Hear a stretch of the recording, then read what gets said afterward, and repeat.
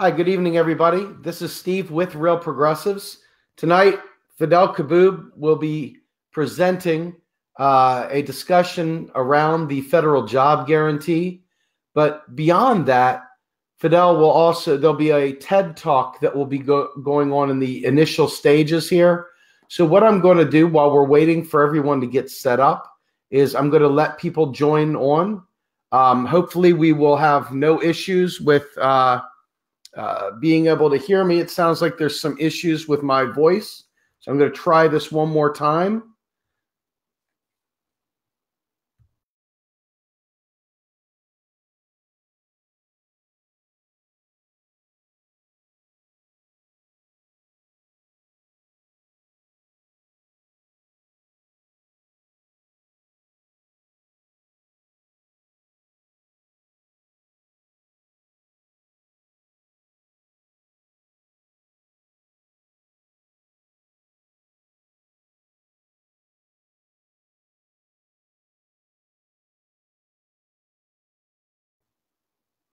All right. Now, are you able to hear me? Do we hear anything? Are you able to hear me now? Give me a thumbs up. Let me know if you can hear me. All right, Fadhel. Nancy, who will say a word or two to our viewers about the Freedom School. Yeah, go ahead. Okay. The Freedom School in Licking County was founded about 7 years ago. It's a grassroots organization in a nutshell that uses education for empowerment. We put on film series. We do workshops on civic engagement. We have book clubs, book groups, and things like that. So hopefully you'll enjoy this TED Talk and have lots of questions for Fadhel afterwards. Thank you. Thanks.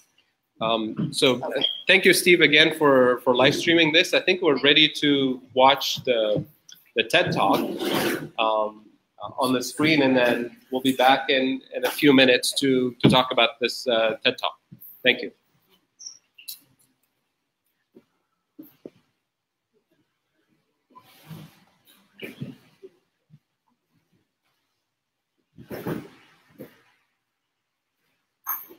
I'd like to start with a simple question.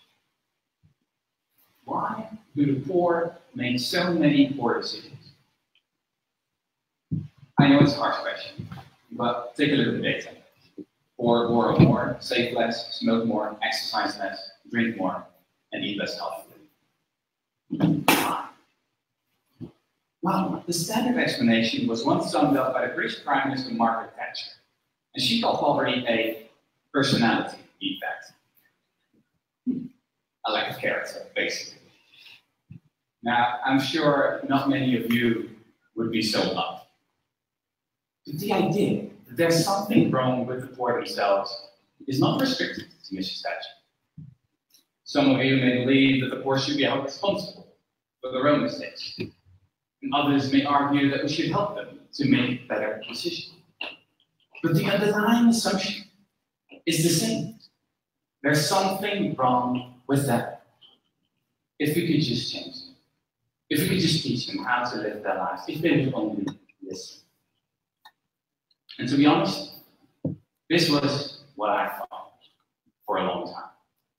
It was only a few years ago that I discovered that everything I thought I knew about poverty was wrong. It all started when I accidentally stumbled upon a paper by a few American psychologists. They had traveled 8,000 miles all the way to India for a fascinating study. And it was an experiment with sugarcane farmers. You should know that these farmers collect about 60% of their annual income all at once, right after the harvest. And this means that they're relatively poor one part of the year and rich the other. And the researchers asked them to do an IQ test before and after the harvest.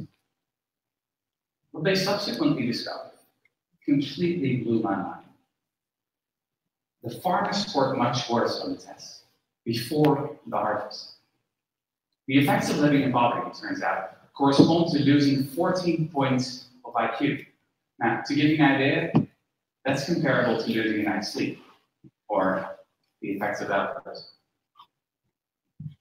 A few months later, I heard that Elder Shafir, a professor at Princeton University and one of the authors of this study, was coming over to Holland, where I live.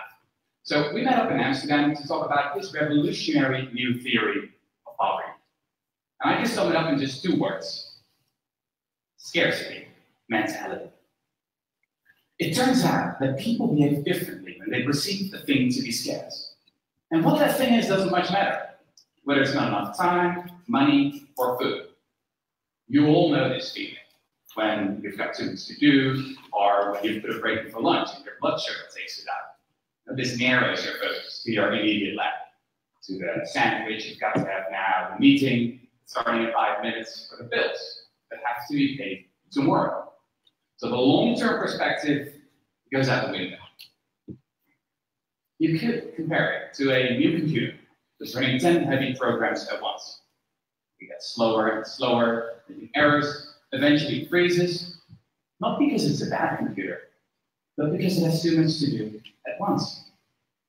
And the poor have the same problem.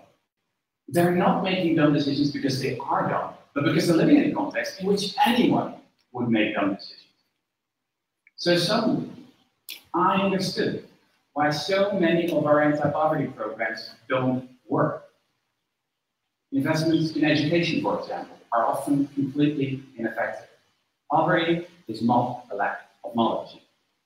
A recent analysis of 201 studies on the effectiveness of money management training came to the conclusion that it has almost no effect at all. Now, don't get me wrong. This is not to say that the poor don't learn anything. They can come out wiser, for sure. But it's not enough. Or, as Professor Shafir told me, it's like teaching someone to swim and then throwing them in a stormy sea. I still remember sitting there, perplexed. And it struck me that we could have figured this all out decades ago. I mean, these psychologists didn't need any complicated brain tests. They only had to measure the farmer's IQ, and IQ tests were invented more than 100 years ago. Actually, I realized I'd read about the psychology of poverty before. George Orwell, one of the greatest writers who ever lived, experienced poverty firsthand in the 1920s. The essence of poverty, he wrote back then, is that it annihilates the future. And he marveled at, quote, how people take it for granted. They have the right to preach at you and pray over you as soon as your income falls below a certain level.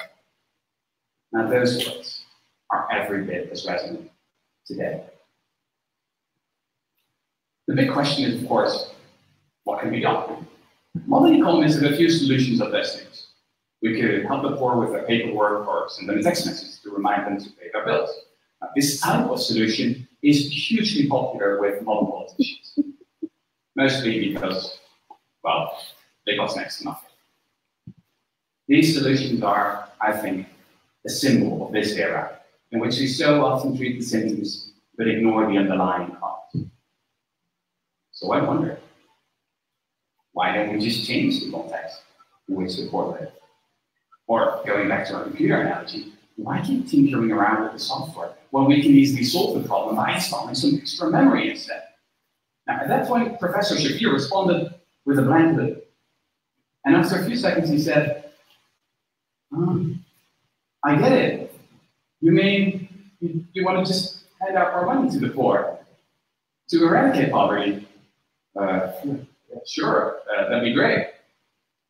But I'm afraid that brand of left-wing politics you've got in Amsterdam, it doesn't exist in the States. But is this really an old-fashioned leftist idea? I remember reading about an old man, something that has been proposed by some of history's leading thinkers. The philosopher Thomas More first hinted at it in his book Utopia, more than 500 years ago. And its proponents have spent the spectrum from the left to the right, from the civil rights campaigner, Martin Luther King, to the economist, Milton Friedman. And it's an incredibly simple idea. Basic income guarantee. What it is? Well, that's easy. It's a monthly grant, enough to pay for your basic needs: food, shelter, education. It's completely unconditional, so no one's going to tell you what you have to do for it, and no one's going to tell you what you have to do with it. The basic income is not a favor, but a right. There's absolutely no stigma attached. So as I learned about the true nature of poverty, I couldn't stop wondering, is this the idea we've all been waiting for? Could it really be that simple? And in the 3 years that followed, I read everything I could find about basic income. I researched the dozens of experiments that have been conducted all over the globe. And it didn't take long before I stumbled upon the story of a town that had done it, that actually eradicated poverty. But then, nearly everyone forgot about it. This story starts in Dauphin, Canada. In 1974, everybody in this small town was guaranteed a basic income, ensuring that no one fell below poverty. And at the start of the experiment, an army of researchers descended on the town. For 4 years, all went well. But then, the new government was out of its power. And the new Canadian president saw little point to the expensive experiment. So when it became clear there was no money left to analyze the results, the researchers decided to pack their files away in some 2,000 boxes. 25 years went by. And then Evelyn Forget, a Canadian professor, found the records. And for 3 years, she subjected the data to all manner of statistical analysis. And no matter what she tried, the results were the same every time. The experiment had been a resounding success. Evelyn Forget discovered that the people in Dauphin had not only become richer, but also smarter and healthier. The school performance of kids improved substantially. The hospitalization rate decreased by as much as 8.5%. Domestic violence incidents were down, as were mental health. And people didn't quit their jobs. The only ones who worked a little less were new mothers and students who stayed in school longer. Similar results have since been found in countless other experiments around the globe, from the US to India. So, here's what I think. When it comes to poverty, we, the rich, should stop pretending we know best. We should stop sending shoes and teddy bears to the poor to people we have never met. And we should get rid of the vast industry of paternalistic bureaucrats who we can simply hand over their salaries to the poor they're supposed to help. Because, I mean, the great thing about money is that people can use it to buy things they need, instead of things that self-appointed experts think they need. Just imagine how many brilliant scientists and entrepreneurs and writers like George Orwell are now withering away in scarcity.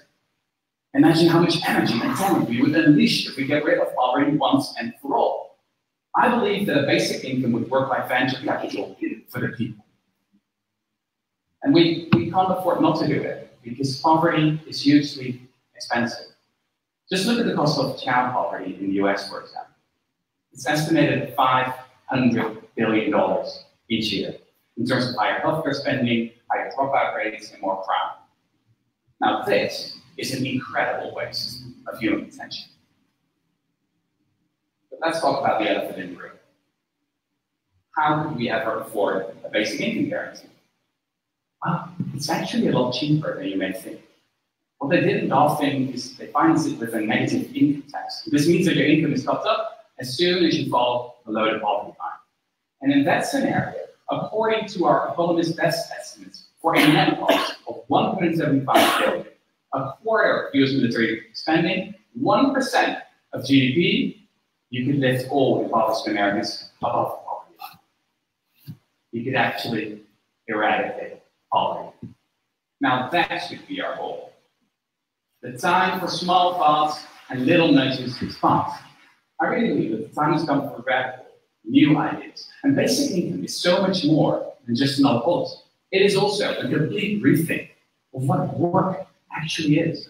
And in that sense, it will not only free the poor, but also the rest of us. Nowadays, millions of people feel that their jobs have little meaning or significance. A recent poll among 230,000 employees from 142 countries found that only 30% of workers actually like their job. And another poll found that as much as 37% of British workers have a job that they think doesn't even need to exist. It's like Brad Pitt says in Fight Club. Too often, we're working jobs we hate so we can buy shit we don't need. Now, don't get me wrong. I mean, I'm not talking about the teachers, the garbage men, and the care workers here. If they stopped working, we'd be in trouble.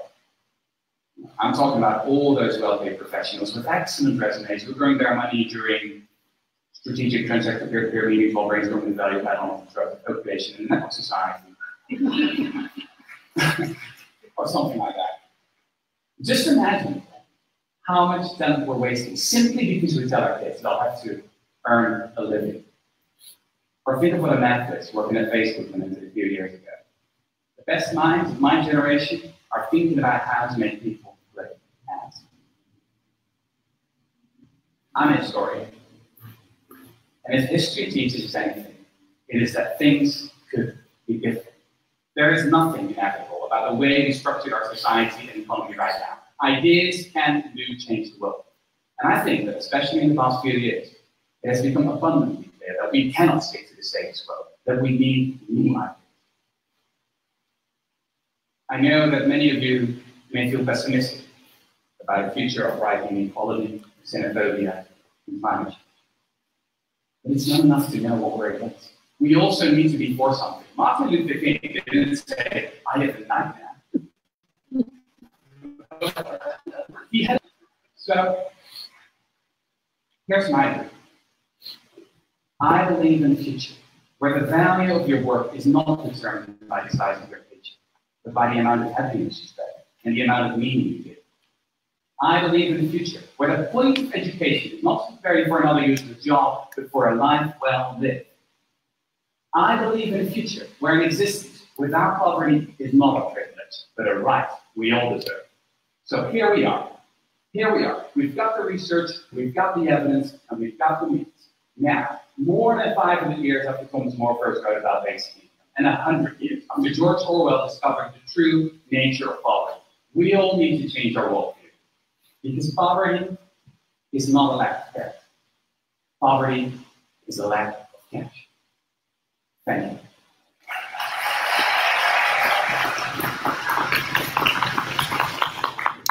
Capitalism is one of the great inventions. Thank you. An unparalleled source of individual freedom. I'm going to wait until thing stops. Well, thank you all for being here. It's going to take me just a minute to get the clicker so we can put the PowerPoint on display. And I'll talk about this idea of the basic income guarantee or universal basic income. And I'll also talk about the job guarantee program, which has been in the media quite a bit in the last few weeks, at least the mainstream media. It's going to take me just one second to put this on display, and we can put the lights back on in the back. Yeah. Let's see.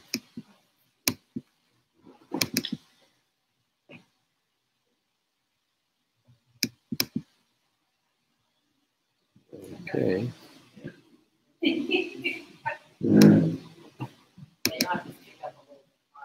Yeah, I will speak up. Yeah. We bought a microphone and then I forgot to Should double click on that. I did. Just trying to think. It's asking for a code this time, which it did not ask for last time. Maybe Reese. I mean, for the Wi-Fi. Yeah. Okay. Okay. Should be good. Yeah.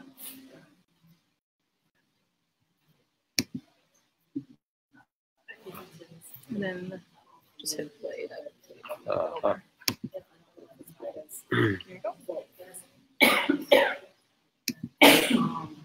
Okay.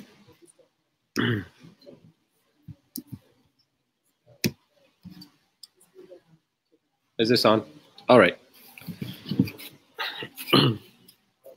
Well, thank you all for being here. So what I want to talk about today is a quick response to the TED Talk that we've seen a few minutes ago, which introduces the idea of a universal basic income or basic income guarantee as the main solution to end poverty, eradicate poverty.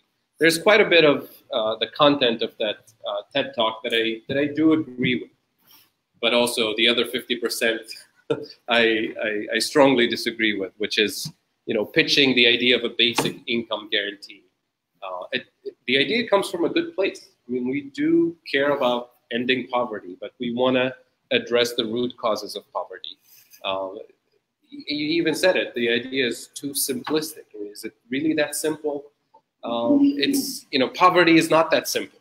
And you know, some of the things that he said towards the end, where he talks about, you know, these surveys asking people about their jobs and how much they hate their jobs. Most of those surveys are not really asking people living in poverty, or, you know, they're asking people in high-end marketing jobs and, you know, paperwork pushing type of jobs. There's an important question for us to consider, which is, you know, reconsidering what is work. You know, what is meaningful work for society? What is meaningful work for individuals? And is this the only system that we can think of? So the concept of this basic income versus job guarantees is really not new. And the anxiety that you see a lot in the media, and especially among working class people, about unemployment, about technology, about the robots. Technological innovation is not new. It started, you know, with the Industrial Revolution. Obviously, things started to accelerate. The idea of machines replacing people is not new. The idea of you know, capital-intensive technologies and workplace environment is not new. It has been accelerating systematically from the beginning of the Industrial Revolution, and it's not going to stop. Right? So you hear these ideas about the robots are coming, they're going to take all of our jobs, and we're all going to be unemployed. Therefore, we need a basic income to support our livelihood. Right? This is really the narrative that you hear a lot these days. Persistent unemployment, rising inequality, deterioration of wage benefits and bargaining power for workers has been on the rise, obviously, since the 1970s and 80s. And then the idea of the robots are coming and they're going to take all of our jobs away. And I added here, the Luddites are also coming, and they're telling us we need to stop the machines.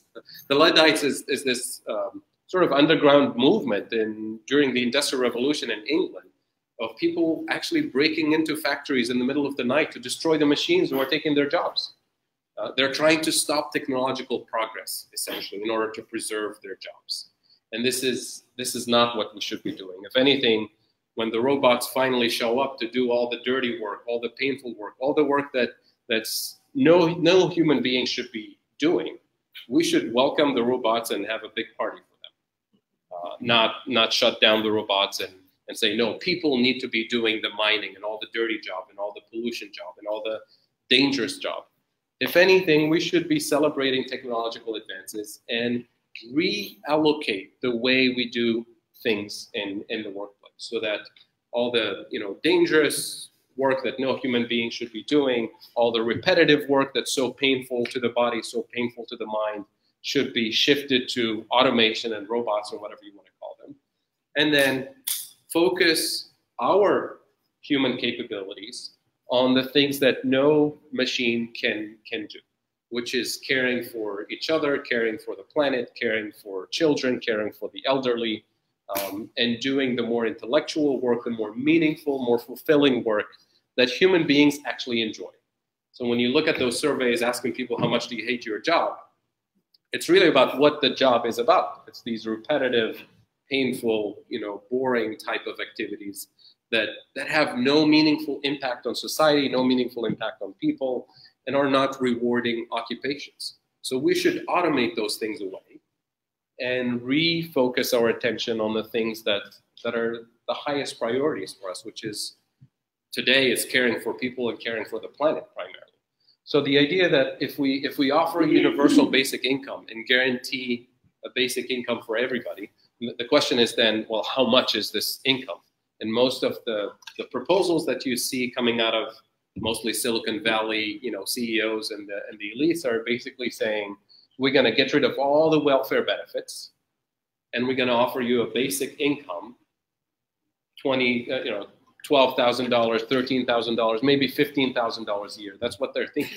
They're thinking really the poverty line. They're not thinking, you know, meaningful, decent income. And they're not thinking, you know, healthcare. They're not thinking we're going to provide you with education benefits. None of this. It's really a dangerous proposal to, you know, give people the illusion that we're giving you a human right, a basic income, but at the same time we're taking away all kinds of other things. So what I want to mention here is this idea of the basic income comes from a good place, and a lot of people are kind of jumping on board by supporting it. But when you look at the details from an economic standpoint, it's a trap, and it's a very dangerous trap. You have to ask yourself, why are the Silicon Valley CEOs really so excited about this? Why are the Uber people so excited about this? It's because they want to Uberize the economy. Because Uber doesn't pay a decent wage, because all of these so-called disruptive business models and disruptive companies, they're trying to disrupt all the other industries. It's just a fancy word for saying we're going to make everybody work part-time with no benefits, which is why we need a basic income to subsidize you. So it's a subsidy for these Uber-type companies who want you to work part-time on a flexible schedule. You know, you're your own boss. You have no benefits, you have no, and they're going to take away all the welfare benefits. And of course, if we live in a society that's based on part-time, precarious work, you do need a complementary source of income. And that complementary source of income is being pitched up as this universal basic income. As we've heard from the talk, it's not new. Milton Friedman, you know, advocated for this as a negative income tax.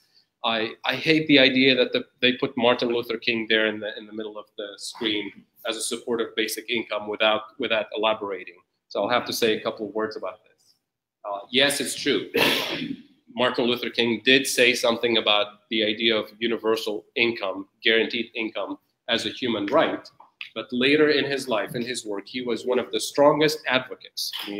All you have to do is go look it up. When he realized that it wasn't really going to end poverty and structural racism and all of those things, he was a strong advocate for a job guarantee, a federal guaranteed job, sort of a New Deal type of job. And this is really where I want to focus my attention. So it's not really fair to have Martin Luther King on that list there of supporters. But it's totally fair to have Milton Friedman and all the libertarians part of this, because this is really one of their pet projects, and it's gaining some popularity, although not as much popularity as the idea of the job guarantee. So what I want to focus on is these two bullet points here. UBI, or Universal Basic Income, feeds into the current income distribution machine, the existing machine that we have in the capital system that we live in. We're not going to change it. We're going to just subsidize people with this additional income. So we're just feeding into the same income distribution machine. Whereas the job guarantee, the way that I'm going to present it and the way most job guarantee supporters argue, is really about aiming at changing that machine. Instead of redistribution of income, you want to do pre-distribution of income. So you pre-distribute income in the right way to begin with, as opposed to feed it into the same big inequality machine and every now and then redistribute and call it charity, call it subsidy, call it welfare. That's really the idea that I want to present today. So a little bit of data to look at the structural issues that we're dealing with. Structural issues that I would argue the job guarantee deals with, but the basic income approach doesn't approach at all. So most of you are familiar with this picture, which is, you know, for the U.S. economy going back, you know, decades, the rising level of productivity is the top line versus hourly compensations, which is wages. They used to go hand in hand until the 1980s, early 1980s. This is really the turning point in this neoliberal world. And then wages go flat, but productivity goes up. So the question is, who gains from these gains in productivity? It's clearly not workers. It's the top 1%, the top 10%, whatever you want to call it. So this starts to, you know, bring the income distribution picture, you know, into this big gap that's started to generate. And that gap, you see it clearly in the rising inequality index for the U.S. economy. And it's a constant trend that needs to be reversed somehow. This picture here is unemployment pre and after the 2008. This is the official unemployment rate. It doesn't look that bad, right? This is official numbers, official unemployment rate. But the official unemployment rate hides so many unemployed people, kicks them out of the statistics. People who are discouraged workers, people who are working part-time but would like to be working full-time.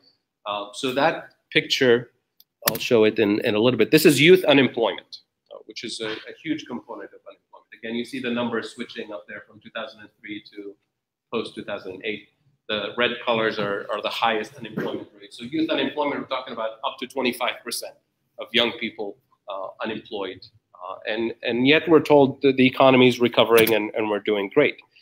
When you start looking at black versus white unemployment, before the crisis and after the crisis, the more colorful the picture with red, the higher the unemployment rate.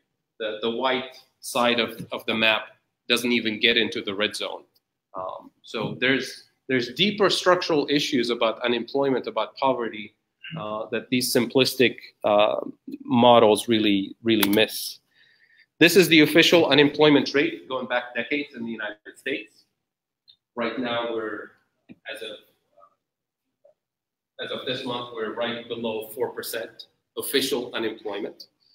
So we're told, if you look at all major media outlets, they're telling us that we're at full employment. You hear it all the time. Just pay attention the next time they talk about unemployment. Say, the economy is already at full employment. There's nothing more we can do, right? And if we try to do something about it, if we try to reduce unemployment, it's going to start an inflation spiral, and then everybody's going to.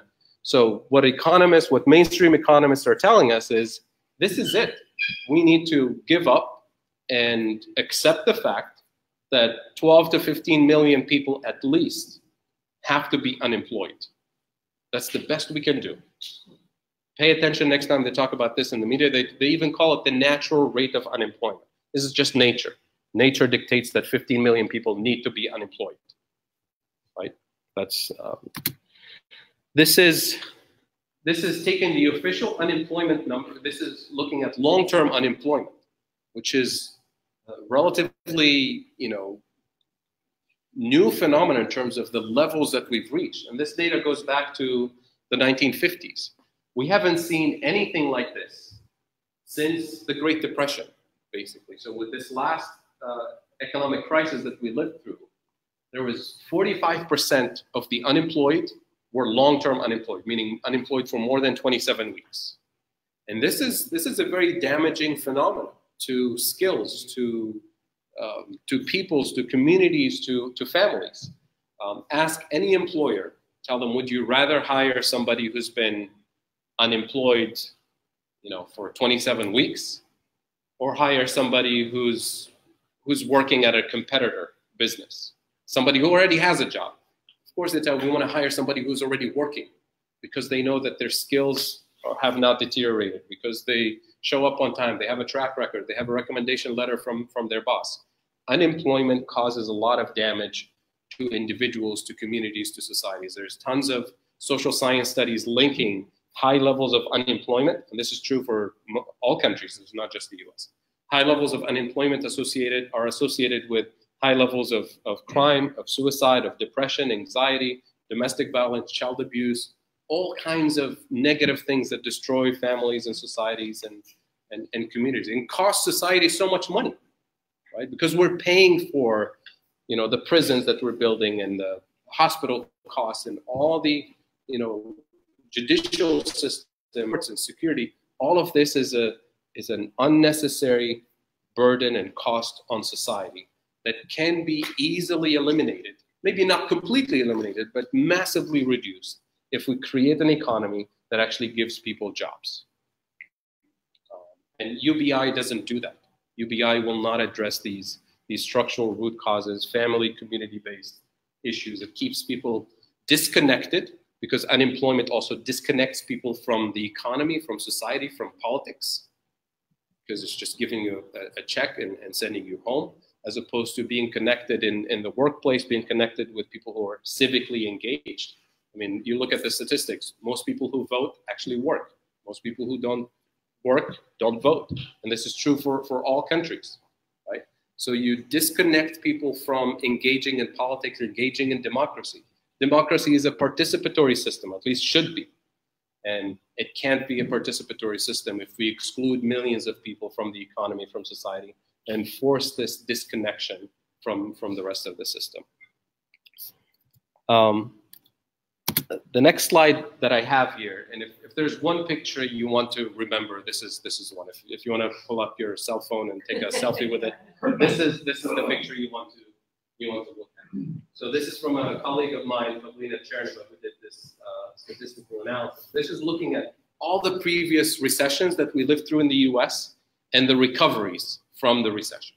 And every time we recover from a recession, you know, who gains from the recovery? The blue bars are the bottom 90%, and the red bars are the top 10%. So historically, going to the 40s, 50s, 60s, 70s, 80s, 90s, see things starting to change. It used to be the case that 90% of the population gets most of the benefits from the recovery. And then starting in the 80s, remember the 80s is this turning point. Starting in the 80s, most of the benefits from the recovery go to the top 10%. And here's where we are in this last recovery. All the benefits, beyond all the benefits, the bottom 90% of the population are losing ground. They're not benefiting from the recovery. And you can see it, maybe even anecdotally in your own work, in your own community. You hear about people who lost their jobs during the crisis and then, you know, managed to find other jobs. And you compare the old job to the new one in terms of, is it full-time, is it part-time, how much does it pay, what are the benefits that are included? People's situations have deteriorated. So when we talk about this full employment economy that people talk about it in the media, it's a myth. We're not even close to full employment, and we're not even close to decent wages, decent benefits. So this is really disturbing. I mean, this is a huge problem. Zooming in a little bit on Ohio, this is a quick summary, the executive summary from a report by our friends in Columbus, One Ohio Now. If you just Google One Ohio Now, you'll get the full report, and I'll be happy to share it. But this is basically the summary page that looks at how the state of Ohio ranks compared to the rest of the country when it comes to all of these variables. So yeah, thumbs up and thumbs down. I think it's pretty intuitive. Thumbs down on infant mortality. We're the number 41 state in the country. You know, getting close to the status of developing countries. Hunger, we're in the 40th street. Homelessness, foreclosure, overdose death. 49 in the country. This is the epicenter of the opioid addiction. It's the Rust Belt in general, but Ohio is in the middle of this. Health insurance, we're doing okay because of what Kasich did with Obamacare. High school graduation, not good. College tuition, not good. Pre-K enrollment, we're doing okay. 25th in the country. Poverty rate is on the rise. Median income we're 34th in the country. Unemployment, all the fracking jobs and all of this stuff that we hear about, we're 42nd in the country. Job growth, none of it is happening. It's all rhetoric that you hear in the media. Ohio is not doing great when it comes to jobs. Poverty, senior citizens hunger, we're 34th state in the country when it comes to this. I mean, the richest country in the world should not be talking about these issues. Right? We should not be talking about old people going hungry, kids going hungry, or infant mortality on the rise in this state. These things should not be happening. Right? But this is the state of affairs. So how is a basic income going to fix this? We have all of these things that need to be done, all of these young people and old people that need to be taken care of. We need to be investing in resources that improve quality of life. And yet we're told we have millions of people who live below the poverty line. Let's just give them income so that they can be good consumers, right? And let's not worry about all of this stuff. I mean, there's so much work that needs to be done. And so many people who are unemployed. and would like to work. And yet we're told there's no way to fix this other than giving people a wage and saying, you know, the robots took your jobs. But the robots are not fixing this. They're not even close. So there's a problem. So some of you, all of you here have this handout, which I have on display here. It's hard to read on the screen, but if those of you who are watching us online, what I would ask you to do is just quickly Google the MIT as in the university, MIT living wage calculator. And then once you're logged in, you just click on your home state and click on your county, and you'll find this information for your county. So this is what we have for us here in Licking County. So you have 2 pages here. The first page that I'm going to look at is the living wage versus the minimum wage. And this is a database done by a geography professor at MIT for the entire country, looking at the minimum wage across the country, county by county, looking at the cost of living county by county, and then see how they compare. And I've done so many counties looking at this big database, and I didn't find a single one where there was a living wage that actually paid for living expenses, right? And I invite all of you to take a closer look at this and see for your own county, for us here in Licking County, these numbers make sense. This is what it costs to put kids in daycare. This is what it costs for rent. This is what it costs for, you know, for living. And yet the minimum wage that we have is not even there, right? It's not even close. So I would invite you to take a closer look at these, and we can talk about it in a little bit. So this is, the nice thing about this is that it breaks down the cost of living for you based on family size and based on how many people are working. So what you have here, for example, a family with 2 adults and 1 working. This is what it costs for food, for housing, for transportation, and so on. And if I go back to the previous slide, a family of 2, let's see, 2 adults, 1 working, 3 children. What does it take for a living wage? Right. 2 adults, 1 working, 3 children, $26 an hour. Right? Not even close to the minimum wage. So the question is, how do people make ends meet, right? When we see that gap between wages and productivity, when we see the rising inequality, when we see the cost of living versus actual, you know, wages that people receive, how do people make ends meet? Well, it's debt, access to credit, right? And this is, you know, who benefits from that debt? It's the banks, it's the financial system, it's the predatory lenders, it's the payday lending places, it's the mortgage places, it's the car loans, the student loans. We've shifted the burden away from the responsibility of the federal government that used to pay for education and subsidize infrastructure and all kinds of things during the 50s and 60s. Now shifted the burden down to the local level so that we have communities divided over who's going to pay the tax for the kids to have good education, like what we just did in Granville over the last few weeks. It was unbelievably divisive and pretty nasty, you know, people going at each other about this tax for the school. We shouldn't be having these conversations. It should be a no-brainer that education should be a priority. Taking care of the elderly, taking care of kids should be a priority. That burden shouldn't be shifted at the local level in a small town, no matter how wealthy the town or how poor the town. That burden shouldn't be on the local residents. So that's another thing we need to worry about. So the idea of the job guarantee, which is not a new idea, it started actually with the Industrial Revolution. From that first moment when we hit the Industrial Revolution, we started seeing mass unemployment. And then the question is, what do we do with the unemployed? And that debate between the basic income versus the job guarantee started back then, right? So machines replacing people is not new. The question is, how do we have meaningful ways of organizing society and organizing work so that all of us can thrive? So this was sort of an academic debate that was in the background. Most people didn't really care for it for a long time. In recent years, I should say, in recent years. Since the 1980s, until the last election and the aftermath of the last election in the US. And the Democrats clearly had nothing really to respond to the needs of the communities, especially here in the Rust Belt, in the Midwest. When Trump and Bernie Sanders were campaigning, they really hit a nerve in this part of the country, which is, the people of this part of the country have been ignored by the mainstream Republicans and Democrats over the years, with all the free trade stuff and all the jobs moving to China, moving to India, moving to other parts of the world.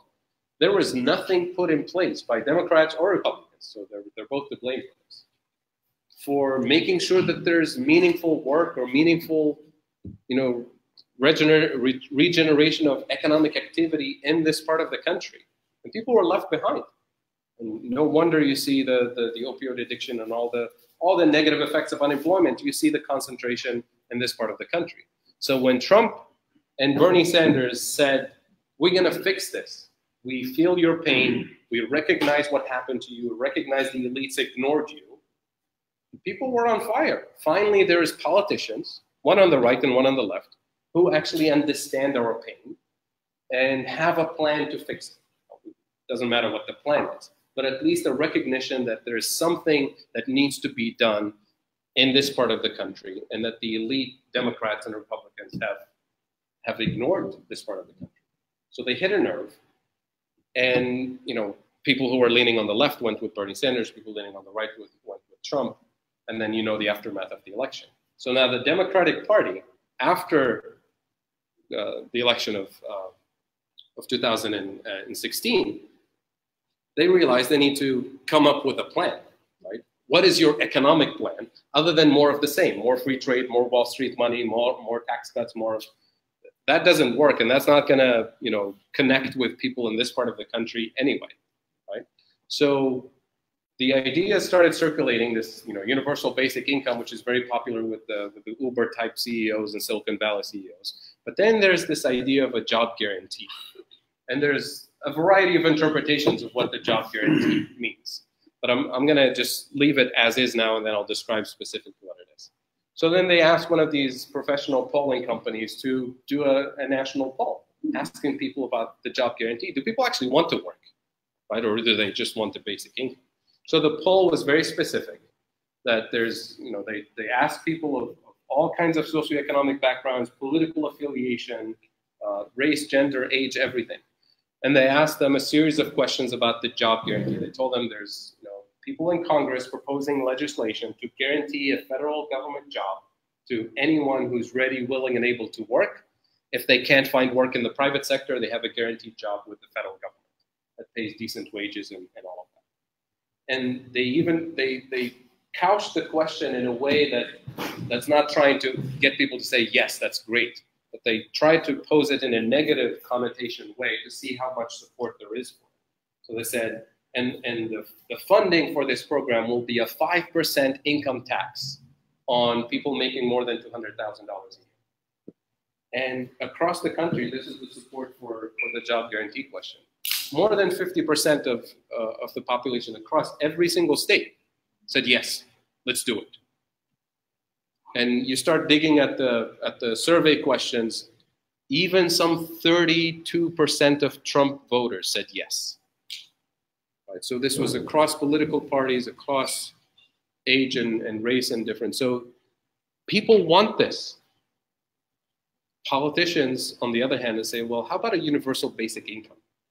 Right? And here I want to say something about the politics of this, because this is extremely important. And we've seen this in Argentina. Argentina, during the early 2000s, they had a major economic crisis, a Great Depression. They started a job guarantee program, not the full-fledged universal kind of job guarantee, but created 2 million jobs for people who were socioeconomically excluded from society based on ethnic and economic background. And it wasn't, living wages or anything. It was, employment guarantee for a head of household, one person per family, for a few hours a week, for something even below the minimum wage. But it brought 2 million people into the workforce. And they did all kinds of things that are community-based. So they're not working for the private sector, producing cars or producing things in factories. They're actually investing in their own communities. They ask people, we're setting up this employment program. What are the needs of the community? And they started making a list. They said, we need a community center. We need a community garden. We need a community kitchen. We need somebody to teach us how to read. We need people to teach us how basic skills, sewing skills and gardening skills and cooking skills. And they set up a community daycare center. 2 million people in a matter of months set up an entire new economic system because there was funding for it. And they didn't say, give us a check, we want to consume. And we did surveys with the people who were part of this program in Argentina. Why do you support this program? And people start listing the reasons why they like this job guarantee program. Earning a wage was at the bottom of the list. People say that because I contribute to my community, because I learn, because I feel productive, because I'm reconnected to my neighbors, because we're doing things for the kids, for the elder. So many benefits that people listed first, and they said, and I get paid a wage too. Right? So it wasn't about the income. Well, guess how this job creation program was ended in Argentina? It was ended because it transformed those individuals into civically engaged and politically engaged people. So after they set up the community garden and the cooking lessons and the literacy lessons and all kinds of things organized in the community, they said, wait a minute, we need a clinic. None of us is a nurse, none of us is a doctor. How do we do this? I said, well, this is not our responsibility to set up a health clinic here. The government should be building a hospital or a clinic for us here. So they started organizing and protesting the Ministry of Health. And they started, when you have 2 million people who were excluded from the political system and now are up in arms about politics, about community, about the economy, that becomes a problem for people on the left and on the right. Right? So how do you get rid of this new movement? Cancel the program and send them welfare checks, which they said from the beginning, we want to work. So this is really the threat. The threat is that you bring millions of people who were excluded from the economy, from society, and you empower them with meaningful tools to build their own communities, to build skills, to transition into our economy, the exclusive economy that we have today. That can be very dangerous if you're part of the political elite, on the left and on the right. This is true for both Democrats and Republicans. So after this poll was done and the results came out, well, guess what happened next? All kinds of politicians came out and said, I have a job guarantee program proposal, because they're looking for votes. Even Bernie Sanders, who knew about the job guarantee program, and I know for a fact he knew about it because his economic advisor is one of the leading scholars on the job guarantee program. So during the campaign, he didn't even bring it up, right? But after this came out, and it was very clear that more than 50% of the population is on board, you have somebody like Cory Booker, who's not even a progressive, right? Saying, I want a job guarantee program. He wants the votes. He doesn't really want the job guarantee. His job guarantee proposal is, a small experiment in 15 cities. Let's see how it goes, which is essentially a guarantee that it will never happen, right? A job guarantee program needs to be, a universal program offered for everybody, and it needs to be a permanent program. It can't be this temporary. Let's see how it goes for a little bit. So what is the job guarantee? I'm going to list these here and talk about it very briefly. You notice the term there, buffer stock mechanism. So the idea here is that the government will offer a job to anybody who's ready, willing, and able to work at a living wage. We can decide what the living wage is based on different states and different counties, with benefits, right? This is really what Bernie Sanders is about to propose, is a living wage with benefits program. And the missing part in all of this discussion is the fact that it operates as a buffer stock. And I'll explain what a buffer stock is. Buffer stocks are used for stabilizing prices of agricultural commodities. So we as a country produce a massive amount of corn and wheat and all kinds of agricultural stuff. If we allow farmers to just put that stuff on the market, it will flood the world with corn and wheat, and the price will go to zero. It will just be a self-destructive system. So instead, what we do is we not only pay farmers not to produce, this is what we call a subsidy in the US, but also the government, the federal government operates a buffer stock for corn and wheat and all these basic commodities, which means the federal government buys all the surplus away. Instead of letting it go to the marketplace and allowing the price to drop to zero, the government buys all the surplus up to a point so that the price is reasonably profitable for the producers, but also not too high for consumers. And that stuff is stored away. Some of it is given to poor countries, countries that face natural disasters and things like that. Some of it is a strategic reserve in case of wars and things like that. But also, some of it is used at some point in the future when we have a crop failure, when we have forest fires, when we have droughts, when we have all kinds of things that destroy production.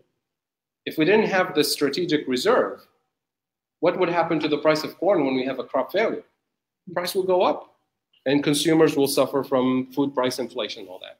And that's when the federal government steps in and sells some of that surplus so that we keep the price reasonably high for the producers and reasonably low for the consumers so that everything is balanced. That's a buffer stock. It stabilizes the prices of key commodities in the system. We do that for all kinds of commodities. You can think of the Federal Reserve Bank also doing this for the financial system. They intervene as a buyer of last resort when the market is crashing to stabilize the prices of mortgage-backed securities and all that. And they tame the financial market bubbles when the prices go too high. So they sort of operate some sort of buffer stock. But the key buffer stock is really for these commodities. So why do we do this? Because it's extremely important to stabilize key prices in key markets. It's good for the stability of the financial system, the economic system, and for our livelihood as consumers of food and other things. And yet, the most important commodity that we have in the system doesn't have a buffer stock for it. A buffer stock for corn and wheat and all kinds of things. What's the wage? What's the effective minimum wage for people? I'm talking about labor commodity. What is the effective minimum wage? If you work, your minimum wage is whatever the state says is the minimum wage or the federal government says. But if you're unemployed, your effective minimum wage is zero. We don't have a buffer stock for labor. We allow the price of labor to go to zero, and yet we don't allow the price of corn to go to zero or the price of wheat to go to zero. So what we're proposing here is a buffer stock mechanism to stabilize the price of labor too. And that's the most important commodity in the system. That's what's going to stabilize prices across the board. And this is really a fundamental misunderstanding about the job guarantee. People say it's going to be too expensive, it's going to cause too much inflation. Exactly the opposite. This is the mechanism that will anchor wages and stabilize inflation across the board. We know this for a fact because we do it for all other key commodities, but we intentionally ignore labor. Right? And we say, give them a basic income that will solve the problem. Right? So that's the idea of the buffer stock mechanism. So then how does this work? The government is not going to, take unemployed people and store them away like we do for corn. We have plenty of things that need to be done in society. I mean, talking about climate change, talking about all the problems that I listed earlier, looking at the state of Ohio to begin with, right? There's plenty of work to be done. So the government is not going to take people and employ them in the private sector, producing more cars and more widgets and more stuff. No, the government is going to not compete with the private sector, but complement the private sector. The things that the private sector is not doing and will not be doing because it's not profitable, because it's not interesting, that's where the job guarantee program will put people in employment positions. So the way I see it, you can think of the job guarantee structure as in kind of two levels. One is the mainline government jobs that we have defunded and underfunded for decades, is to bring those back, fixing the infrastructure, schools and assistant teachers and after-school programs for kids. Those need to be permanent programs, not burdens on parents, not burdens on local taxpayers. So do you want to have a bus system for your school? Pay for it. Do you want to have a football coach? Pay for it, pay to play type of thing. I mean, these are extremely important investments. These are not costs to society. These are investments. We know for a fact that when young kids have nothing to do after school, all kinds of bad things happen, and those bad things happening don't end there. They feed back into the rest of society for decades. Right? Think about crime, think about addiction, think about high school dropouts and all kinds of cost to individuals, cost to society. that we end up paying for it, down the road by saying, well, we need to build a new prison now for those kids that we didn't take care of when they were younger, right? So think of this as an investment, as a forward-looking spending, because most of the time we're spending on a backward-looking philosophy. We have a problem, let's put people in prison, let's pay for it, right? Instead, let's look forward to what is the potential, what are the capabilities that we have that we're not really capitalizing on, which is all of these after-school programs and music and sports and theater and all of these things that create a lot of jobs, meaningful jobs for people. Pay them decent wages with benefits so that everybody can thrive. The teachers, the coaches, the students, the community. This is an important investment. We can't do it on the cheap. Right? So these are mainline government jobs, big infrastructure, schools, hospitals, nursing programs, all of these underfunded programs need to be brought back into full staffing, full funding, and that will absorb quite a bit of the unemployment. Now, this can't happen overnight. You can't snap your fingers and produce nurses and teachers, and most people say, well, look at the unemployed. They can't be teachers. They can't be nurses. They can't be. So there has to be some very serious organization at the local level, at the national level, to start building the skills and creating the skills that will feed into those permanent jobs that we want. But then what do you do with the current crisis situation? The idea is to do it in a very decentralized way, because we already have the infrastructure for it. We have hundreds, thousands of local nonprofit organizations right here in Newark and across the country. These nonprofit organizations, what are they doing? They're essentially trying to deal with the negative effects of unemployment and poverty and homelessness and domestic violence and all of these things. The things that the state and the federal government have contributed to creating over the last decade. So you have these charities that emerged to take care of these problems. Some as Band-Aid solutions, some as root cause solutions. But typically, if those of you are involved in nonprofits, they tend to be underfunded, massively underfunded, and understaffed. They rely on volunteers. So what we can do here is have the federal government offer grants to local nonprofits, legitimate nonprofits that have a track record of doing useful things, productive things for society. They have a transparency track record. They get audited by the IRS on a regular basis. So we have the logistical infrastructure for it. Provide the funding, and then ask those nonprofits, tell them, is there something that you can do with an additional X number of dollars? Are there people you can hire in the community to help you do this full-time, as opposed to constantly relying on volunteers? And most of the time, the answer is yes, please. Where do I apply? Where's the funding, right?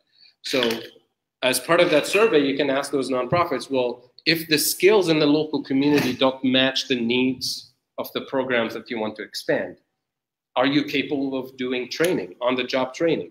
Most of the time, they'll say yes. And if they say no, then we know that there's need for paid training. I mean, today we forget the fact that the concept of paid training, on-the-job training, it almost disappeared from our collective memory. I mean, companies used to snatch people out of high school, pay them a decent wage with benefits, train them on the job for 6 months, for a year, paid training. And now what do we tell people? Go get your education, pay for it, pile a bunch of debt, get more training certificates and vocational training and all of that, and then maybe we'll hire you. It's not even guaranteed. So we need to reshift this into bringing training and education as part of paid work too, right? And that's how you build skills. You don't build skills by allowing people to, stay unemployed for more than 27 weeks. In any profession, any human being, no matter what your skill sets are, if you're unemployed for more than 27 weeks, your skills start to deteriorate. Your people skills start to deteriorate, let alone your knowledge of computers and skills and new technologies. It just doesn't work. The best way to preserve and build skills and enhance, community skills is by working, not by getting a basic income and doing nothing. And we're facing a major crisis. I mean, the sky's the limit in terms of what are the possibilities. So a buffer stock for corn, the way I explained it, the government will release the surplus of corn when society needs it, right? So now what do we do with a buffer stock of labor? We're hiring people to do all of this work in the community. What if the private sector now starts booming again and wants to hire workers? Where will the workers come from? Right? What would you do if you're, an employer and then there's zero unemployment? Everybody who's looking for a job is already working in a community program or educational program or something. What would you do to bring more workers? You have to offer them, some perks, slightly higher wage, better retirement benefits, nicer uniform, whatever you want to call it. But somehow create better workplace conditions, better benefits, and this is really how you lift up wages over time, right? We set the minimum standard that every human being deserves in any workplace, decent workplace conditions, wages, and benefits. And then everything above that, if the private sector can afford it based on competition and profits and all that, they should go for it, right? And if they realize, well, people don't really like to flip burgers, it's not really a fulfilling job. It's not really a fulfilling job to dig mines and damage your health over the years. And they realize people are actually happier doing community work rather than digging. Even if you pay them more, some people will say, well, I don't really need that in my life. And that's what the private sector does. It's called research and development. It's called innovation. It's called, capital intensive machinery, right? Finding new ways of doing things faster, better, cheaper, healthier. And we sort of forgot the responsibility of universities and of big research and development units and big corporations to invest in technology. If you look at the numbers, most large corporations, what they do with their profits, they use them to buy stocks instead of using their profits to hire engineers and technicians to invest in research and development. This is a new phenomenon that happened over the last 20 years or so, and it's getting worse. We have industrial companies that used to create real things are now turned into hedge fund speculators. They're buying back their own stocks to push up the stock value because their CEOs get paid bonuses based on stock options and things like that. This is fundamentally wrong, right? And yet they tell us, oh, the problem is we need a universal basic income to solve, you guys' problems, right? So there's a whole bunch of important structural issues that need to be addressed. None of those are addressed by UBI, and almost every single one of those is either directly or indirectly plugged into the job guarantee literature and advocacy for starting at the base and then moving everybody up, including technology, including quality of life and all of this. So there's a lot of detail that I want to save time for questions. So I'm skipping some of these bullet points because I covered them in my speech. And there's a long list of potential jobs that I can list here. I have several slides of these. But I wanted to close by saying a couple words about climate change. So we have all of these people telling us, this is, climate scientists are telling us they don't use the term point of no return, but they use the term uncharted territory when it comes to global warming. This is global temperature change by year. You can see it. We're spiraling out of control. We're getting to the 2% Celsius increase. This next picture is just from a few days ago, a couple of weeks ago. This is from March, a month ago, I guess. This is CO2 concentration. A while ago, they used to say 350 is the limit. Now we're talking about 400, and we're already at 410, right? And this is uncharted territory, meaning we don't really know what the fundamental consequences are going to be exactly, but they're not good. They're not good at all. So we have the planet is on fire, millions of people unemployed, and we have plenty of high-tech and low-tech technology available to us for renewable energy. And it's getting cheaper by the day. So cheap solutions, plenty of unemployed people, the planet is on fire, and we're told all we need is a universal basic income because there's really nothing meaningful to do, right? Helping the elderly, kids, saving the planet, air to breathe, not that important. What's important is cash so that people can consume, right? So remember my earlier point in the beginning, UBI is about feeding income into the same machine versus the job guarantee transforming the machine internally. This is really the main message that I want to convey today. So a couple of concluding remarks.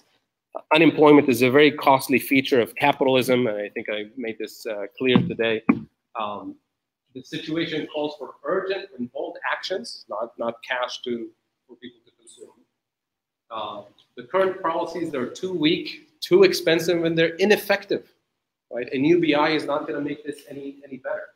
So economic justice via living wage jobs program is possible, it's desirable, it's affordable, and we need to act now with the job guarantee. And by the way, I'm glad I put this as a reminder to myself, because a lot of people say, so you're completely against basic income? Absolutely not. All the job guarantee advocates and supporters say job guarantee for people who want to work, ready, willing, and able, but for people who can't work, who should not work for health reasons, for family reasons, whatever, a decent, generous basic income, welfare support, or whatever you want to call it. But which is very different than this universal basic income to Uberize the economy and all of that.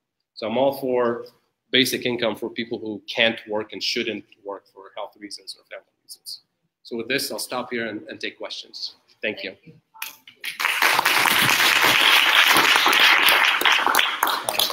I'll take your question. I want to make sure that Steve is still with me. I don't know if I lost him. Go ahead. I'm listening. Steve's still here, brother. Okay. Starting around 1980, yes. that there could well have been a organized effort to freeze wages,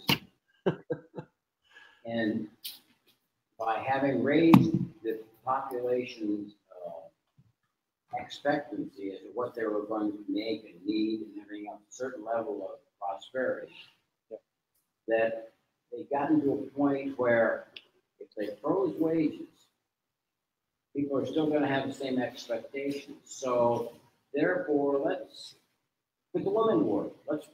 Let's get a second income. So all of a sudden, pretty soon, that's happening. You get a great increase in the number of second incomes in the family that finally reach about the level that they were before. And so now what you have is employers are getting two price of one. Right.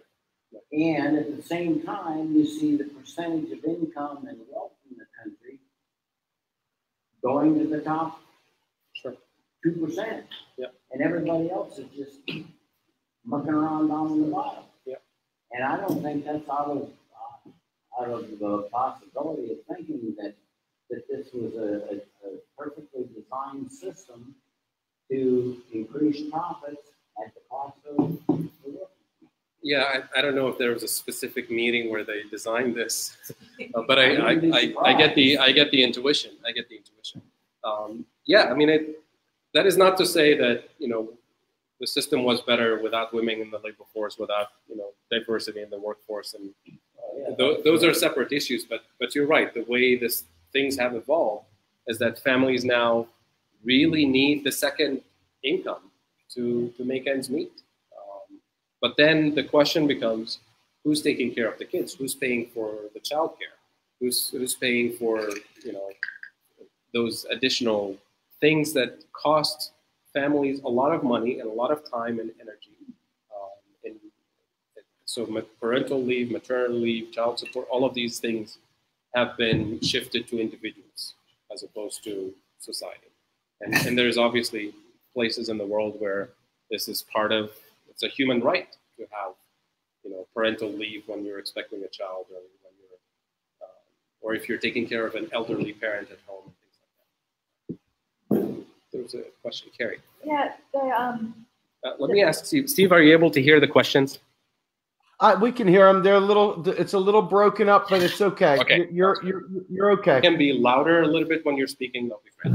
the private sector has lots of jobs that they can't keep people in, so there are opportunities for them. But someone who has the opportunity now for a government job with benefits would surely choose that over these private sector jobs of taking care of elderly and doing lots of the things that you're talking about.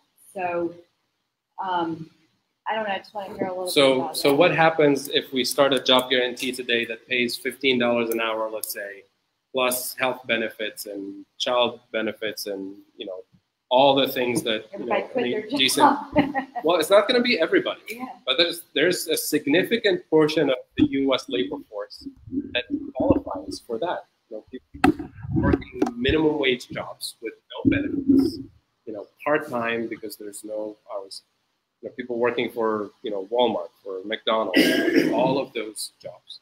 Why would I continue flipping burgers when I can be developing new skills, helping my own community, you know, in a fulfilling way? What's going to happen to society when a lot of people decide to move out of those jobs? What happens to McDonald's?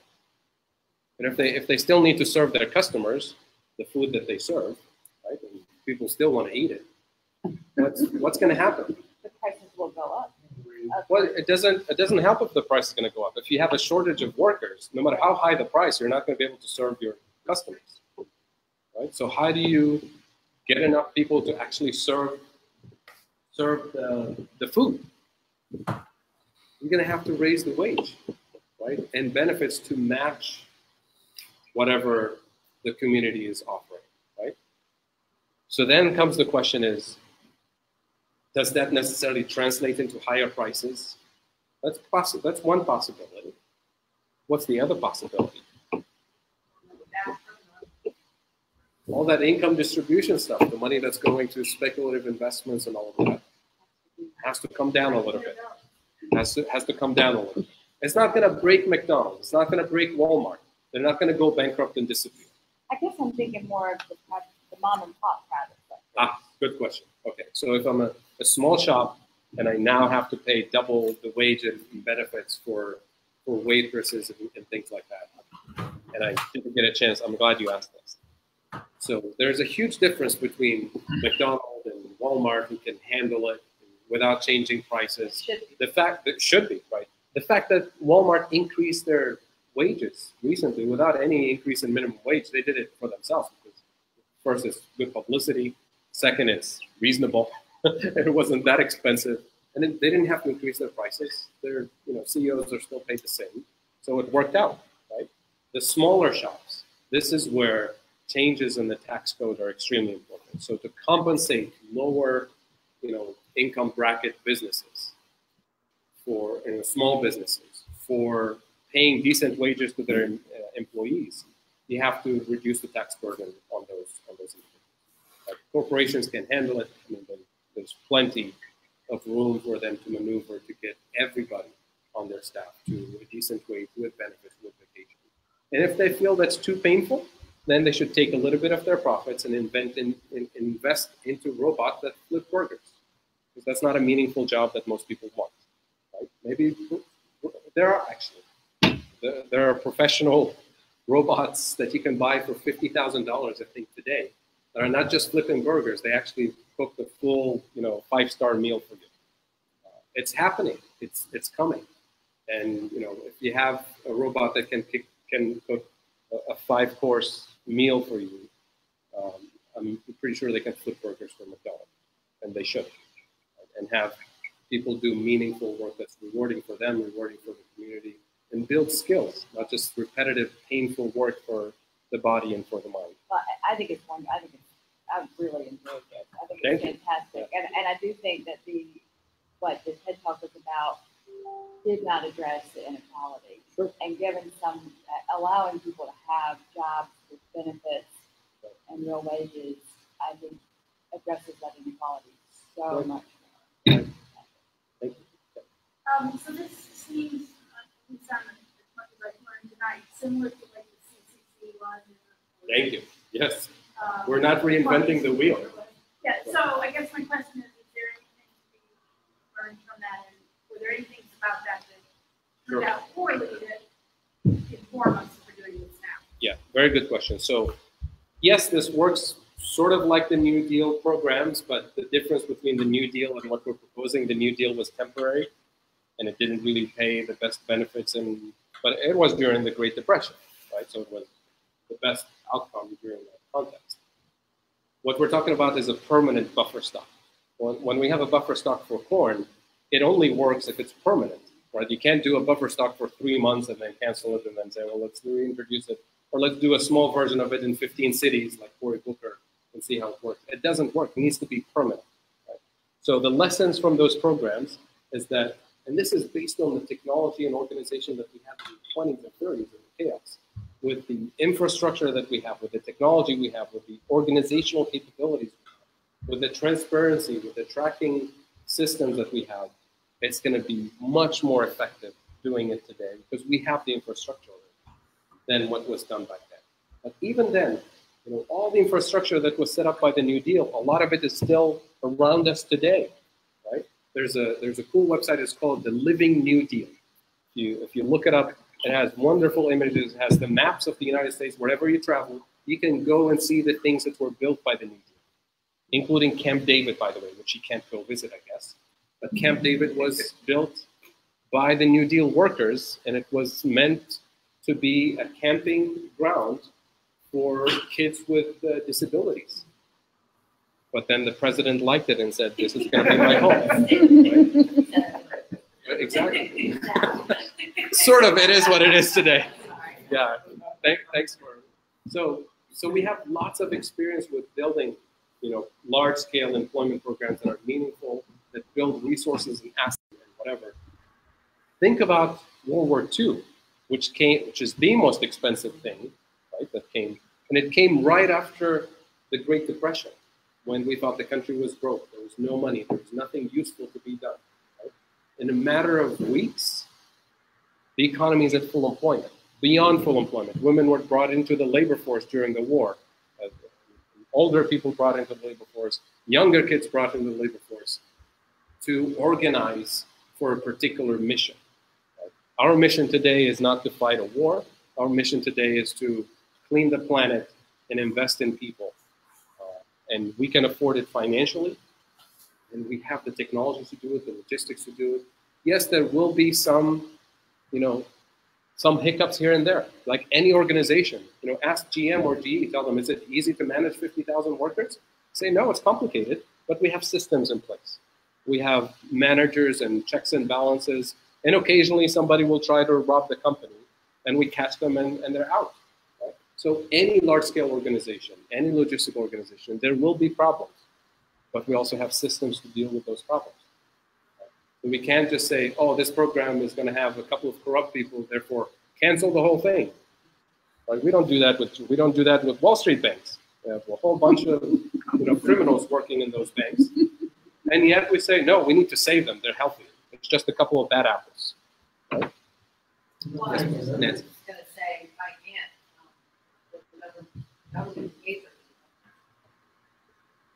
Yeah. Sure. Can't hear her. Right. We need Right. nurses. Right. So that's, I guess, after the New Deal, that's probably Right. more because they need it. To me, it's a mindset. Yeah. We need So those things now too. exactly. We're So at war with ourselves. exactly. So one of the things that the job guarantee discussion brings to our attention here is that we need to rethink what are our priorities. Right? Our priorities to have better healthcare system, better educational system, cleaner planet. Then make a long list of what does it take to do that? What kind of technology? What kind of skills? What kind of background? And then look at our resources, our people. Say, do we have the resources to deliver those things? And if we don't, the good thing about human beings is that their skills are producible. You can train people on the job to build up to a society that has enough nurses, enough doctors, enough teachers to take care of the entire country and planet. Yes, please. If you could speak louder a little bit because they're trying to listen. I'm referring to the bar graph you said you need to remember recovery for recession to benefit. Yeah. And this most recent one, the bar graph was 120%. Right. Minus 20%. For the bottom 90% of the population. Yeah. And obviously, we're quote unquote full employment. But question is, what I'd like to point out is why does the top 10% benefit so much from having unemployment? And today on a radio interview with the reporter was writing about how systematically and strategically the Trump administration is not rehiring people, it's sending skilled workers in the government jobs to what they call Turkey farming. So obviously we want people not to fill the vacancy. We obviously want unemployment. I don't understand how having unemployment benefits people who got unemployment. Sure. Yeah. So the question is, how does the top 10% or the top 1% benefit from unemployment? For having unemployment, right? Well, there's this old idea that unemployment serves a function in society, that it acts as this threat for workers who have jobs to, in order to keep your job and not to be replaced by somebody from the unemployment pool, you need to shape up, be productive, show up on time. Otherwise, you're disposable, right? And you can't demand higher wages and benefits and all that because we can replace you with a cheaper person. I mean, it is the idea of fear, but it's also a false fear. It's an illusion. And this is really what people in the business world need to recognize, that this is fake. Because if I'm working full-time at a factory and you're telling me that my replacement is somebody who's been unemployed 27 weeks, maybe more, and is already coded by employers as unemployable, do they have the skills? Do they have the experience? Do you know if they're going to show up on time? Not necessarily. That's an empty threat, right? And plus, you're not going to bring them in anyway and do on-the-job training for them for 6 months to bring them up to speed to actually replace me.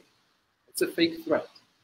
So instead, the job guarantee is the real threat, actually, or should be, quote unquote, the real threat.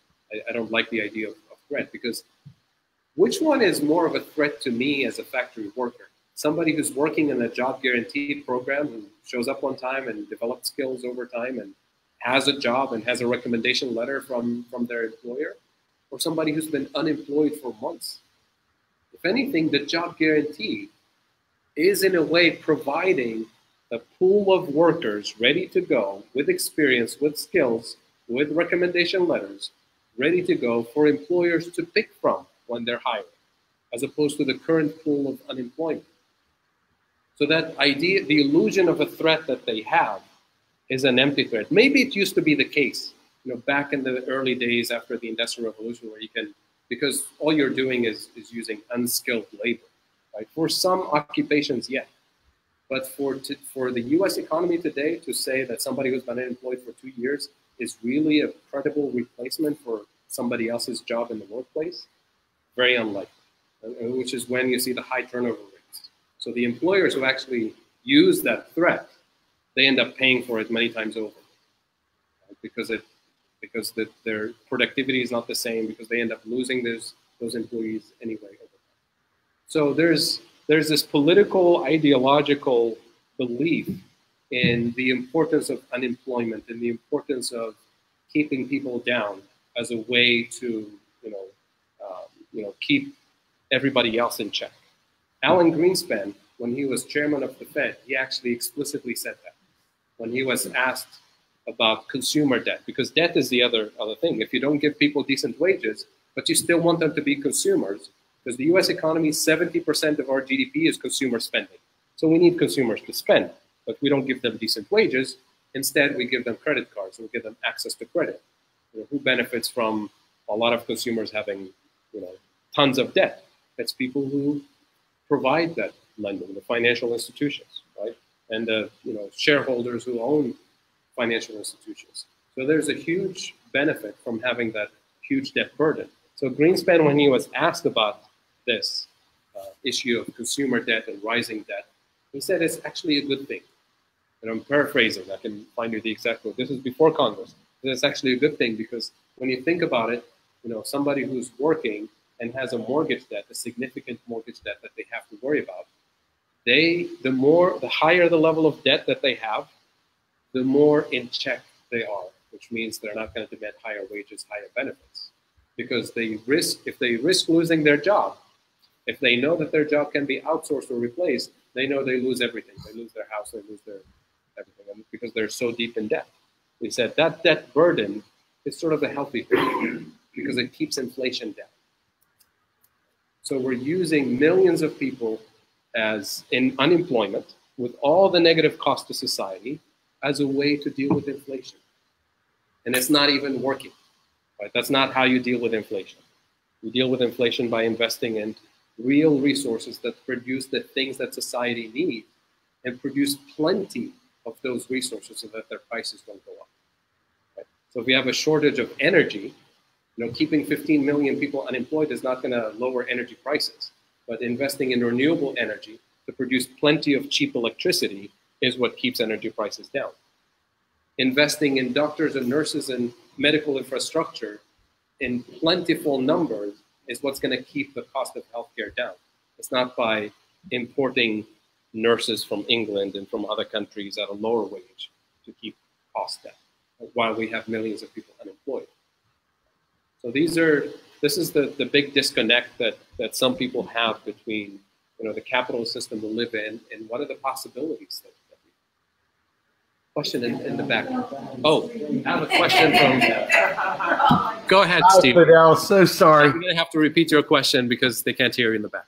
So the question I have is this: since the kids coming out of college are expected to be the next wave of workers, but they're carrying a debt burden right out the door of many, many thousands of dollars to achieve what I consider to be training, education, and development that a normal corporation should be investing in employees.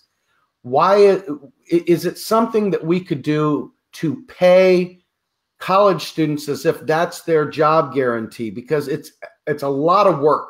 If you've done the homework for college, you know how hard that work alone is. And it's an investment. You're producing intellectual skills and talents that you can bring to the country. I see that as productive work learning because you would do that on the job anyway.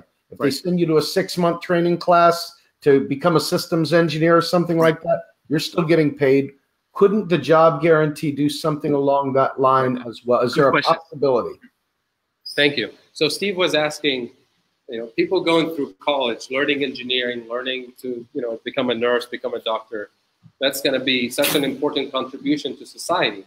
Can the job guarantee or should the job guarantee pay people to learn those skills instead of strapping them with student debt, that takes decades for them to pay off? Absolutely. I mean, this is not a new idea.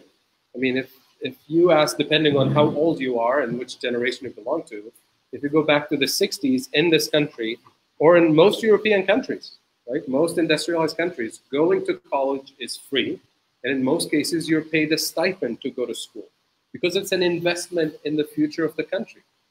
Right? It shouldn't be a burden on individual families for decades to pay off student loans instead of us recognizing that this is an important contribution to society.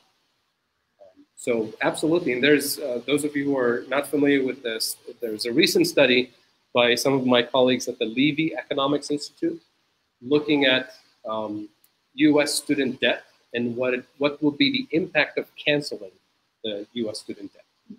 And it's, you can guess it, is a positive boost for the U.S. economy, right, to begin with. And I'm very careful by calling it debt cancellation, not debt forgiveness, because you say, a lot of people say, forgive the student debt. Forgive them for what? They haven't done anything wrong. Forgive them for investing in the future of the country. I mean, they have to forgive us for putting them through this. Yes, please. It seems the arguments that you make on behalf of this, which are persuasive, are the same arguments that you make for universal health care, universal child care relief. Yes. And so this is not a project that would be implemented in a vacuum. Absolutely. The job guarantee program is not a a silver bullet that will address all of these things, but it's one piece of the puzzle that if we plug it into our economy today, say pay a decent wage with benefits and health benefits for employees working in this system, and everybody else will say, well, if that's the case, then we need that too. We need parental leave, we need universal health care. So it's the first piece, free public, exactly. So it's the first piece to make us reconsider the entire machine, including issues of international trade and taxation and all the big issues that presidential candidates talk about. But it's the anchor for the system. It's the basic minimum that we need to start with, and then have the big conversation about what do we do with healthcare now? What do we do with education now? And once we realize that this is actually affordable, this is actually cheaper than what we are paying for today, we realize that it's a no-brainer. We need this, right? Because a lot of people saying, well, where's the money going to come from? The question is, where's the money going to now? There's plenty of money that's going in the wrong places. Money that's going to building prisons and dealing with kind of the symptoms of these structural problems. What we're saying is we need to dig to the root causes, and when you address the root cause, it's always cheaper, right? So if we invest in kids today, we don't have to build prisons for them in 20 years.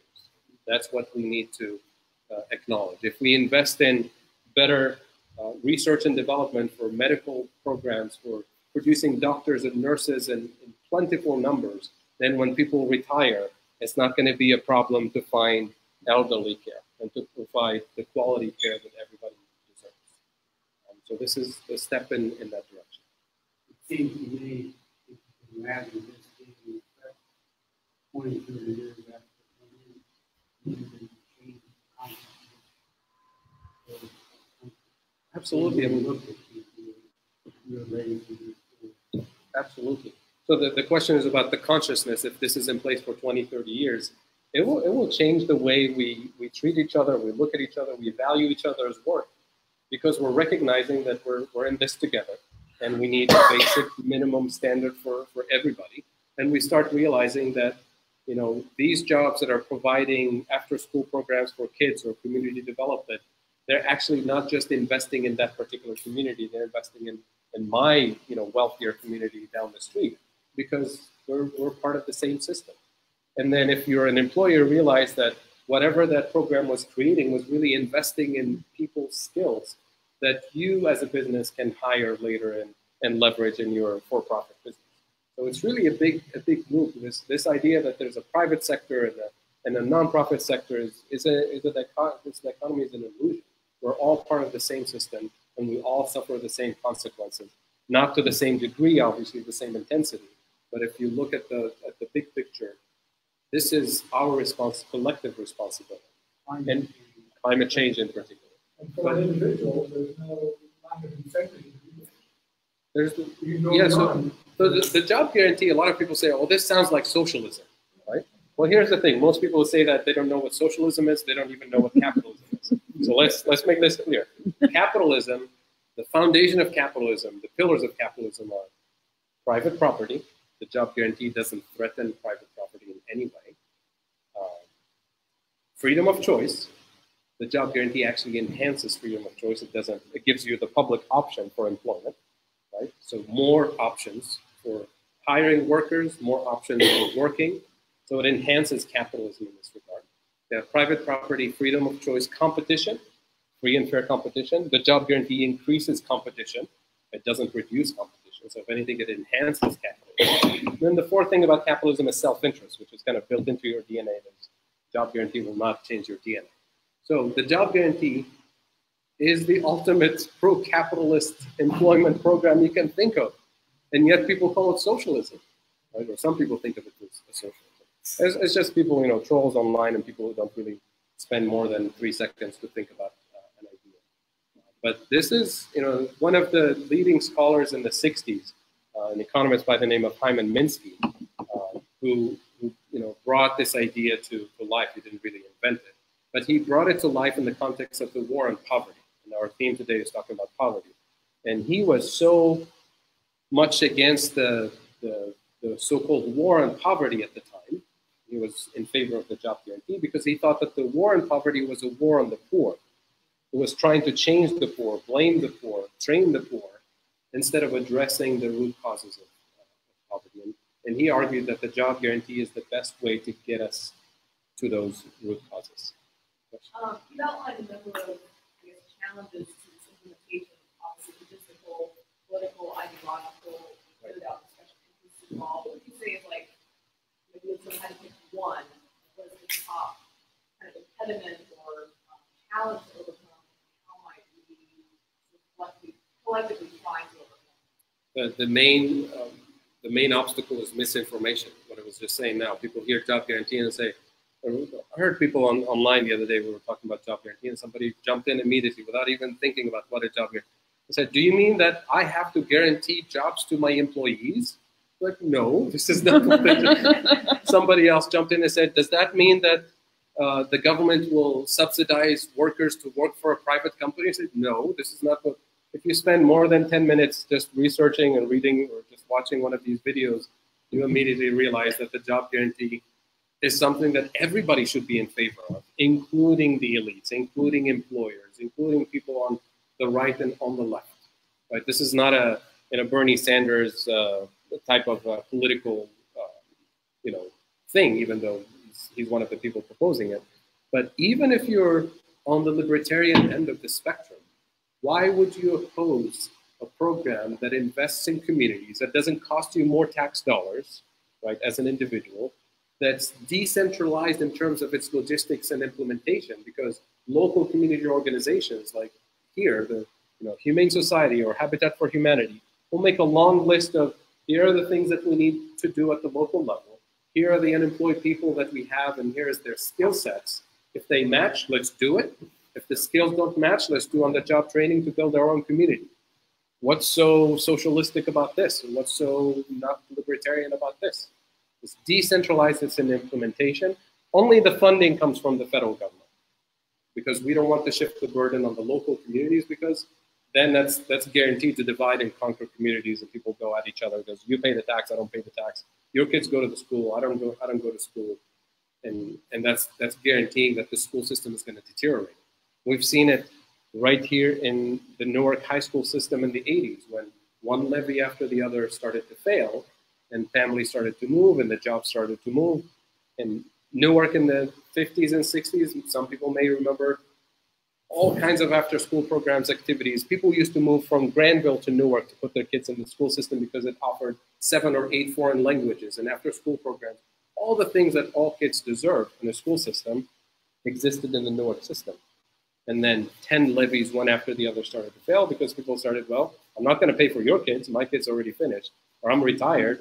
And that's how you guarantee you're destroying communities, by dividing and shifting the tax burden at the local level.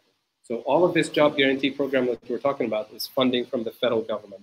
Implementation, selection of the projects, the training, the auditing, everything done locally in a decentralized way.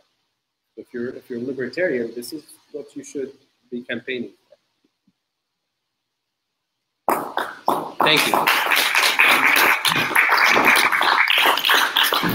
Thank you for your time, and I'll have the PowerPoint available, and this live stream will be available on Real Progressives. This is Steve Grumbine, who was the founder of Real Progressives.